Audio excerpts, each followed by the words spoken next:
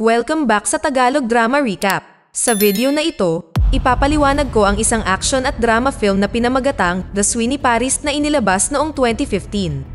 Spoilers ahead, watch out and take care. Ang pelikula ay nagbukas sa mataong lungsod ng Paris, kung saan ang isang serye ng mga tahasang mga kriminal na kaganapan ay nagbunsod sa lungsod sa kaguluhan na nagtanim ng malawak na takot sa mga residente nito. Sa gitna ng kadiliman at kalituhan na ito, lumitaw ang isang liwanag ng pag-asa na kilala bilang mga piling pangkat ng pulisya na tinutukoy bilang anti-gang. Ang namumukod tanging pangkat ng mga opisyal ng tagapagpatupad ng batas na pinamumunuan ng batikan ngunit pambihirang sergeant na si Buren ay naninindigan sa pagpapanumbalik ng kapayapaan at kaligtasan sa lungsod na kanilang kinikilalang espesyal. Sa sumunod na eksena, natunto ng unit ng anti-gang na patungo ang mga kriminal sa isang bodega na plano nilang pagnakawan na matagumpay nilang pinigilan. Sa lalong madaling panahon, nakita natin ang mas malalim na buhay ni Serge Buren, isang batikang pulis na kilala sa kanyang hindi pangkaraniwang mga kakayahan at walang patid na paghahangad ng hustisya. Nauuna sa kanya ang kanyang reputasyon at pinupuri siya sa kanyang kawalang takot at matatag na dedikasyon sa kaligtasan ng kanyang lungsod. Kapansin-pansin na ang unit ng anti-gang ay binubuo ng mga dating kriminal na nagpasyang pagbayaran ang kanilang kasalanan. Ang pangkat na ito ay nagdala ng natatanging pananaw at kadalubhasaan sa paglaban sa organisadong krimen sa Paris. Ang mga ito ay isang nakakakilabot na puwersa, pinagsama-sama ang matalinong pag-unawa sa kalye, hindi natitinag na determinasyon, at isang malalim na pag-unawa sa mentalidad ng mga kriminal. Sa isang punto, ang koponan ay nagpupulong sa isang lokal na restoran upang markahan ang kaarawan ni Mano, isang bagong miyembro sa iskwad na hindi pa nababaril. Habang nagbibiroan sila tungkol sa kanilang sariling mga karanasan sa mga bala, isang babaeng nagngangalang Margot ang lumabas para manigarilyo. Sumama sa kanya si Buren, ipinagtapat ang kanyang pagkabagot sa pagtatago ng kanilang romantikong relasyon, bagaman naniniwala si Margot na ang kanilang kumpidensyal na relasyon ay mas mabuting nakatago. Kasunod nito, nakipagkita si Buren sa isang dating kasamahan at kaibigan sa isang kotse para sa isang pribadong pag-uusap. Ibinunyag ng kanyang kaibigan ang isang bangkong naglalaman ng kayamanan ng hindi mabilang na pandaigdigang mga bilyonaryo. Nagpasalamat sa tip-off, plano ni Buren na bisitahin ang institusyon. Kinaumagahan, nagising si Buren sa apartment ni Cartier at ng kanyang asawa. Paglabas niya para sa mga gawain, tumungo sina Buren at Cartier sa bangko na ipinahayag ng kaibigan ni Buren. Habang nasa biyahe, inamin ni Cartier na alam niya ang lihim na pag-iibigan ni Buren at Margot. Tumanggi si Buren na talakayin ito, iginiit na ang kanilang focus ay dapat na manatili sa kanilang tungkulin. Pagdating sa bangko, tinanong ni Buren si Cartier sa kanyang hypothetical na diskarte sa isang heist. Matapos matukoy ang mga kahinaan ng bangko, hinarap sila ng tagapamahala ng bangko. Matapat na sinabi ni Buren ang kahinaan ng bangko sa mga potensyal na magnanakaw at nagmungkahi na palawigin ang antas ng seguridad bago lumabas. Kasunod nito, bumalik sila sa himpilan ng pulisya kung saan sila nagsisilbing mga opisyal. Sa presinto, nag-cruise ang landas ni Buren kasama si Margot at ang kanyang asawa na si Becker. Habang pinapanood ng squad ang isang viral video ng kanilang mga sarili, pinagmamasdan ni Buren si Margot na pumasok sa opisina ni Becker. Di nagtagal, naging maliwanag sa lahat na si Becker ang pumalit sa posisyon ng bagong hepe ng presinto na epektibong pinalitan si Buren. Isang pagbabago na mahirap sikmurain ni Buren. Pagkatapos ay ipinaalam ni Becker na ang mga aksyon ng anti-gang squad ay nagdulot sa puwersa ng pulisya sa isang hindi kanais-nais na posisyon na nagpapahiwatig ng pagtatapos ng kanilang mga operasyon. Kasabay nito, isang grupo ng mga magnanakaw ang sumalakay sa isang tindahan ng alahas na nagpasimula ng isang pagnanakaw. Kabilang sa mga naroroon ay isang babaeng takot na takot. Isang kriminal ang lumapit sa kanya at walang pusong binaril. Si Buren, na dumating sa pinangyarihan ng krimen, ay napagtanto ang likas na katangian ng kanyang misyon. Habang nagpupulong sina Buren at Cartier sa opisina, ang hangin ay umuugong sa tensyon at pag-asa. Ibinunyag ni Buren ang mga kamakailang insidente ng mapangahas na pagnanakaw sa buong Paris na utak ng isang kilalang kriminal na nagngangalang Casper. Nagpakita siya ng mga detalyadong profile ni Casper, kasama ang kanyang kriminal na nakaraan, ang kanyang paraan ng operasyon, at ang pagkakasangkot ng kanyang gang. Binibigyang diin niya ang problemang idinulot ng kanilang gawain, na binibigyang pansin ang pinsala na idinulot ng mga krimen ni Casper sa lungsod at ang kahalagahan ng pagpapanumbalik ng kapayapaan at seguridad sa loob ng komunidad. Naniniwala si Cartier na ito ay hindi lamang isa pang kaso, kundi ito ay isang pakikibaka para sa puso at kahalagahan ng lungsod na kanilang pinahahalagahan. Dahil sa determinasyon, ginalugad ni Buren at ng kanyang koponan ang lungsod, binisita ang magkakaibang crime scene na naapektuhan ng mga pagnanakaw ni Casper.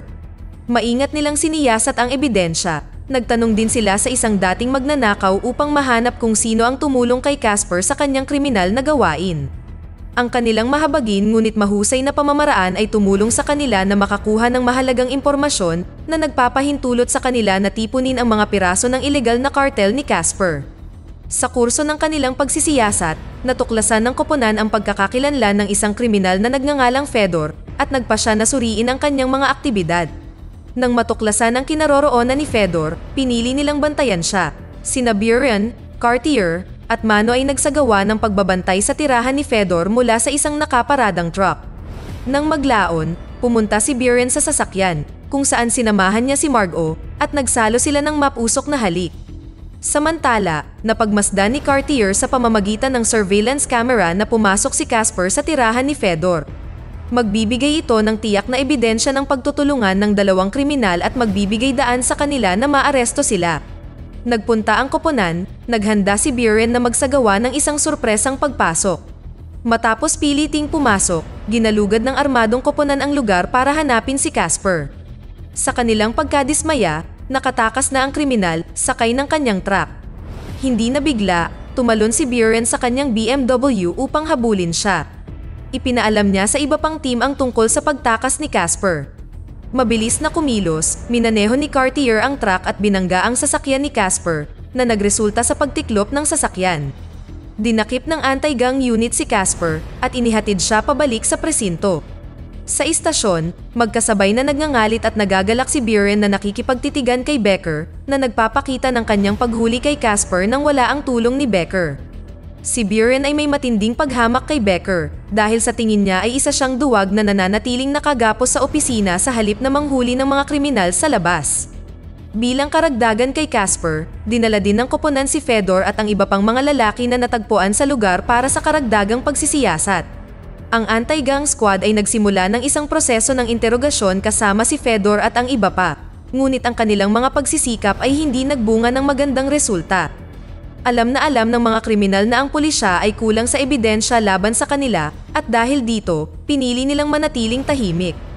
Dahil dito, inabisuhan ni Becker si Buren na maaari lamang nilang hawakan ang mga sospek sa karagdagang 24 na oras.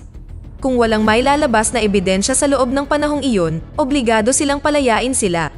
Bukod dito, pinupuna niya si Buren dahil sa kawalan ng bisa ng kanyang mga pamamaraan na ibinalik sa kanya ang kanyang panunuya at tumuon sa iba pang mga responsibilidad sa loob ng presinto kaysa sa habulin ang mga kriminal. Dumating ang gabi at hinanap ni Buren si Cartier na nagpapahayag ng kanyang pangangailangan ng tulong sa patuloy na pagsisiyasat. Pumunta sila sa istasyon kung saan ipinakita ni Buren ang footage ng security camera. Natuklasan nila na si Natalie, ang biktima ng pagnanakaw, ay nagre-record sa paligid ng tindahan ng alahas na humantong sa kanila na maghinala na may kinalaman siya sa mga magnanakaw. Gayunpaman, ang dahilan sa likod ng pagpatay sa kanya ay nananatiling hindi maliwanag. Habang nagbabrowse sila sa mga online na litrato ni Natalie, nakita nila siya sa piling ng isang lalaking may kaugnayan sa criminal underworld. Nang dumating si Margot makalipas ang ilang sandali, hiniling ni Buren na kumalap siya ng higit pang mga detalye tungkol sa personal na buhay ni Natalie. Nang sumunod na araw, dahil sa kakulangan ng matibay na ebidensya, pinalaya si Casper. Sa halip, ipinaalam ni Buren kay Becker na ang aktwal na kriminal ay hindi si Casper, kundi si Ellen, ang dating kasintahan ni Natalie. Kasunod nito, si Becker ay nagpatawag ng isang pulong sa lahat ng mga opisyal upang ipaalam sa kanila ang tungkol sa kilalang background ni Ellen at ang kanyang potensyal na banta. Ibinunyag niya na si Ellen at ang kanyang mga tauhan ay dating mersenaryo, mataas ang kasanayan at armado, kaya dapat silang mahuli kaagad. Kasabay nito, naghahanda ang isang grupo ng mga kriminal para sa panibagong pagnanakaw sa lokal na tindahan. Sa sandaling tumunog ang alarma, naabisuhan ang pulisya at nagmadali silang pumunta sa lokasyon. Inutusan ni Becker si Buren at ang kanyang koponan na manatili sa loob ng presinto. Samantala, natuklasan nila na si Natalie ay isang empleyado sa ninakawan na tindahan ng alahas at nagbitiw lamang 10 araw bago ang krimen. Hindi gustong umupo ng walang ginagawa, dinala ni Buren ang anti-gang team at sila ay pumunta sa tindahan na kasalukuyang nasa ilalim ng pagbabanta. Alam nila na ang pagsuway na ito ay maaaring magdulot ng galit ni Becker at magresulta ng matinding kahihinatnan, ngunit ang kanilang tanging focus ay ang pagpigil sa mga kriminal. Pagdating sa tindahan, nakita ni Becker at ng espesyal na unit na wala itong laman. Sa hindi inaasahang pagkakataon, lumabas ang mga kriminal mula sa isang katabing tindahan, hawak ang isang hostage. Nakita sila ni Buren at ng kanyang koponan na nagresulta sa isang shootout. Isang opisyal mula sa anti-gang squad ang nasugatan na nagbigay daan sa mga kriminal na makatakas. Sumakay sila sa kanilang sasakyan at tumakbo palayo, habang hinihimok ni Buren ang kanyang koponan na huwag sumuko at habulin sila ng walang humpay.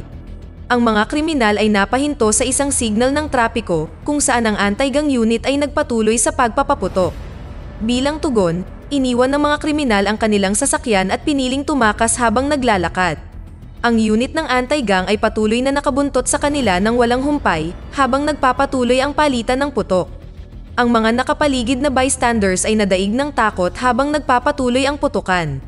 Ang pangkat ng anti-gang ay gumawa ng sama-samang pagsisikap na ihatid sila sa kaligtasan habang sabay na kinakaharap ang mga kriminal.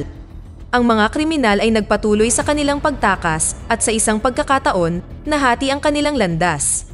Bilang tugon, inutusan ni Buren ang kanyang koponan na maghiwalay, na nag-iwan kay Cartier na habulin ang nag-iisang kriminal sa kanyang sarili. Hinabol ni Buren ang natitirang mga kriminal, habang isa sa kanila ang nang hostage. Gayunpaman, mahusay na binaril ni Buren ang kriminal, na napilitang bumagsak. Kasabay nito, hinahabol ni Cartier ang isa pang kriminal sa isang tulay. Nadapa ang kriminal at inutusan siya ni Cartier na manatili. Sa hindi inaasahang pagkakataon, itinaas ng kriminal ang kanyang mga kamay bilang pagsuko para lamang tumalon sa tulay, buhay pa ito at mabilis na umalis.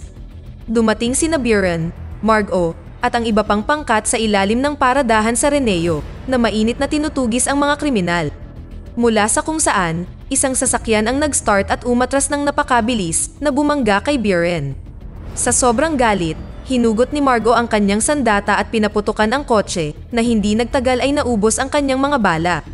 Kinuha ng kriminal ang isang nahulog na baril at pinaputukan siya ng walang pag-aalinlangan bago kalmadong umalis na nag-iwan ng pagbati para kay Buren. Naalala ni Buren ang kilos na ito mula kay Casper pabalik sa istasyon na nagpapahiwatig na siguro ay siya iyon. Sa mga sumusunod na kaganapan, ipinahayag na si Margot ay nasawi sa kanyang mga pinsala na iniwan ang buong koponan sa isang estado ng matinding kalungkutan, higit sa lahat ay si Buren. Sa isang taos-pusong pag-uusap, ibinahagi ni Buren kay Cartier ang kanilang pangangailangan na mahanap si Casper. Gayunpaman, tumugon si Cartier sa isang malungkot na katotohanan na ang anti-gang unit ay wala na, natalo na sila. Di nagtagal, dumating si Becker at idineklara si Buren sa ilalim ng pag-aresto dahil sa pagwawalang bahala sa mga utos at paglalagay sa panganib sa kanyang mga opisyal. Bukod dito, isiniwalat niya na nabasa niya ang mga pag-uusap nila ni Margot at nalaman niya ang pagtataksil nito. Iniutos ni Becker ang pag-aresto kay Buren at pagkatapos ay ikinulong sa isang selda. Nang maglaon, si Becker mismo ay pisikal na sinaktan si Buren para sa mga personal na hinaing. Sa bahay, si Cartier ay labis na nalulungkot. Ang kanyang asawa, na napansin ang kanyang estado, ay lumapit sa kanya na may banayad na payo. Kung siya ay malungkot, ito ay makakaapekto sa kanya at sa kanilang anak. Hinikayat niya itong tapusin ang misyon na sinimulan niya sa anti-gang. Dahil dito, nakipag-ugnayan si Cartier sa isang kaibigan ni Buren na nagdala sa kanya sa doktor na nag-alaga kay Ellen, na isang miyembro ng criminal crew. Ibinunyag ng doktor ang hideout ni Ellen na nagudyok kay Cartier na pumunta doon. Nakarating siya sa isang workshop kung saan una siyang nakipag-away sa isang matipunong lalaki. Matapos siyang talunin, nagsaliksik si Cartier sa loob ng pagawaan at nakahukay ng tiyak na mga ebidensya laban sa mga magnanakaw. Maya-maya ay dumating si Ellen, nagsimula ng isang away kay Cartier. Sa kabila ng pangingibabaw ni Ellen sa simula, sa kalaunan ay nakalamang si Cartier sa laban at inipit siya sa ilalim ng kotse na tumapos sa kanya. Bumalik si Cartier sa istasyon ng pulisya, ipinakita kay Becker ang tiyak na ebidensya laban sa kriminal na gang at idinawit si Casper bilang mastermind sa likod ng mga eksena. Nangako si Cartier na huhulihin si Casper sa mismong araw na iyon, ngunit iginiit niyang kailangan niya ang tulong ni Buren. Dahil dito ay pinakawalan si Buren at nagsimulang talakayin ang kanilang diskarte laban kay Casper kasama sina Cartier at Becker. Iminungkahi ni Buren ang posibilidad na plano ni Casper ang kanyang pinakamalaking heist para sa araw na iyon. Kasunod ng nakaraang pagnanakaw sa bangko, sinubukan ng mga awtoridad na ilipat ang pera at ginto sa isang ligtas na lokasyon. Ngunit natuntun sila ni Casper at ng kanyang barkada at umalis dala ang napakalaking kayamanan. Sa pagkakataong ito, gayunpaman, ang mga pulis ay alam na ang pakana ni Casper at nahuli siya ng sorpresa habang siya at ang kanyang gang ay nagtatangkang tumakas mula sa isang gusali. Hinarangan ng mga opisyal ng pagpapatupad ng batas ang lahat ng posibleng ruta ng pagtakas at agad na sumiklab ang isang putukan. Si Casper ay tumakbo para dito, ngunit nakasunod si Buren sa kanyang mga yapak. Sa hindi inaasahang pagkakataon, tinambangan ni Casper si Buren at nagpaputok siya ng isang magazine ng mga bala sa kanya. Sa kabutihang palad, si Buren ay protektado ng isang bulletproof vest at nakaligtas sa mabangis na pagsalakay. Sinamantala ni Buren ang kanyang pagkakataon, sinugod ni Buren si Casper, nakipagbuno sa kanya habang pareho silang bumagsak sa lupa. Sa huli, ang buong gang, kabilang ang isang kritikal na nasugatan na si Casper, ay nahuli. Ang misyon para sa anti-gang unit ay natapos na, at sa pakiramdam na natapos na ang lahat, sina Buren at Cartier ay lumabas sa eksena. Dito na nagtatapos ang kwento. Sana ay nagustuhan nyo. Mag-subscribe na kung hindi ka pa nakasubscribe. Pindutin na rin ang notification bell at like button upang matulungan ang channel, and leave a comment down below. And as always, thank you for watching.